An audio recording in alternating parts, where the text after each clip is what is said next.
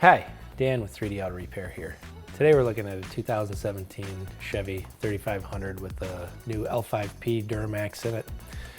Customer said they were getting a low coolant warning light on the dash, and they'd filled the coolant reservoir up 4 or 5 times. The light would go off for a few days, and then it would come back on. Couldn't really get a handle on what was going on, but then they started to notice that there was some coolant dripping down off the passenger side on their garage floor. Couldn't really see where it was coming from. Asked us to take a look and see if we could figure it out.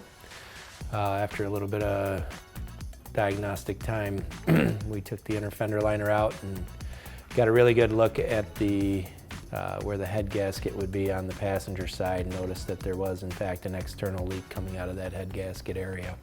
We were a little surprised to see that type of a leak, especially with the relatively low miles on a diesel like this one has, but it is in fact where the issue is coming from. Advised them that they would need to have the head gaskets repaired in order to solve the issue. Definitely talked to them extensively about just doing one side or both sides. Recommended doing both sides just because of if one side's got a problem, typically the other side's not too far behind. Got the repair done, put some miles on the vehicle to make sure everything was in good shape. Got it back to the customer. It is a fairly extensive repair. Not a lot of shops are willing to take on a project like that because the amount of time it takes to do the job.